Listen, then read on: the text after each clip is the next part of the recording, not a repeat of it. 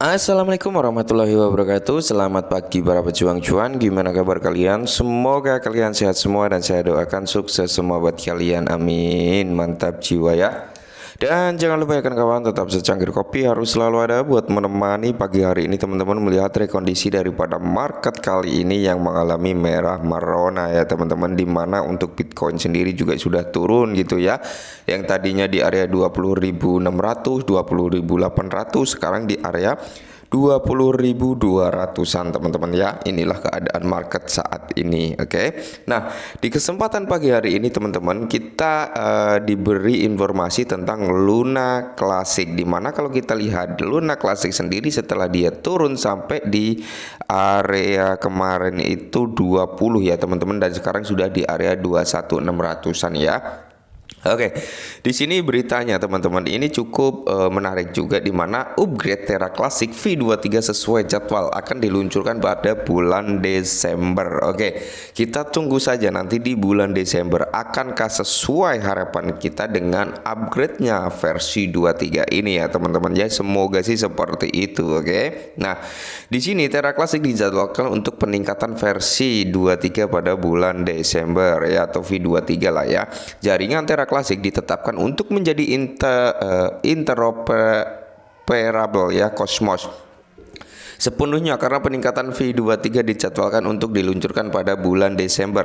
Dalam sebuah tweet kemarin, Terra Rebels, grup pengembang independen untuk jaringan Terra Classic, mengungkapkan bahwa mereka berada di jalur yang meluncur peningkatan versi 23 atau V23 yang membuka kembali interblock communication pada kuartal keempat 2022. Berbagai pemikiran dari pengembang inti Edward Kim. Nah, jadi nanti di bulan Desember teman-teman, mudah-mudahan sih harga daripada Luna Classic ini ada sedikit pembalikan harga gitu ya, dan kita doakan saja seperti itu. Nah, jadi kami sedang melihat pengerjaan ulang kerangka dasar Cosmos Intermin dan meningkatkan Vanilla Cosmos 45,8 dan kemudian meningkatkan ke Tendermint V34, kata pengembang inti Edward Kim dalam peta jalan Terra Rebels Axme Anything ama klip yang dibagikan. Jika Anda melihat apa yang telah dilakukan Cancop keadikan untuk osmosis nasional dan osmosis mereka di tingkat menjadi 45,9 dan itu ada di repo kami. Oke. Jadi kemungkinan besar V23 ini beneran akan terjadi di bulan Desember ya teman-teman ya, karena di sini juga sudah dijelaskan, di mana khususnya Kim mengungkapkan bahwa sesama pengembang inti Tobias, Andreas, Akash, Sandras juga bekerja untuk meningkatkan Tendermint ke V37. Nah, nanti ketika sudah terjadilah peningkatan V23 ini teman-teman, maka akan ada kelanjutannya lagi, upgrade yang lebih tinggi lagi, yaitu ke V37 ya teman-teman. Jadi bertahap gitu ya. Dimana di sini menurut Kim menyelesaikan ini akan memungkinkan implementasi COSWAMS V1 ya teman-teman. Jadi di sini kalau sudah terupgrade kayak gini, nanti kemungkinan besar ya ekosistem atau utilitas dari Luna Classic ini akan berkembang atau akan bertumbuh. Nah, pemuktakiran dan pembukaan kembali saluran IBC ya teman-teman, dimana seperti yang dilaporkan oleh The Crypto Basic akan membuat jaringan sepenuhnya dapat diperoleh dioperasikan dengan jaringan Cosmos, karena pemutakhiran tersebut BC mutakhir COSWAMS, akibatnya jaringan dapat mengakses likuiditas yang terkunci dan menarik utilitas baru dengan interoperabilitas Cosmos penuh. Oke, nah jadi yang seperti kita bahas sendiri, ketika IBC ini dibuka teman-teman, maka di sini juga akan menumbuhkan tingkat utilitas daripada Luna Classic itu sendiri. Nah, ketika utilitas itu mulai meningkat, otomatis apa? Orang-orang melihat daripada Luna Classic yang dulunya gagal ini bisa berpikir, oh iya, Luna Classic mulai membangun lagi ini, mulai bangkit lagi ini dengan utilitas-utilitas yang mungkin mulai bertumbuh lagi, kurang lebih seperti itu. Dan di sini terhubung ke ekosistem kosmos yang menghubungkan beberapa jaringan independen.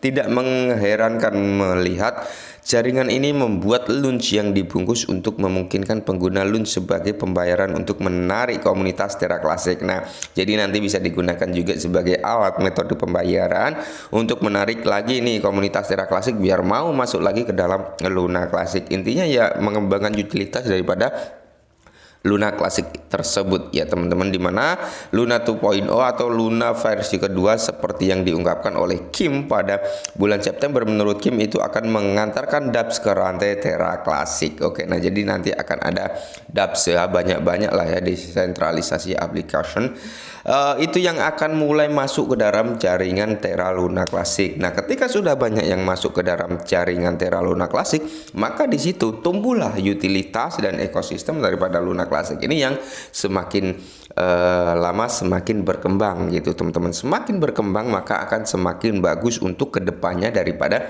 Luna Classic itu sendiri. Nah, jadi buat teman-teman yang ingin membeli Luna Classic tetap lakukan Dior ya. Saya sering bilang ya, tapi malah dihujat juga. Jika kalian mau masuk ke dalam Luna Classic, usahakan gunakan uang yang benar-benar dingin dan benar-benar siap kehilangan gitu teman-teman ya.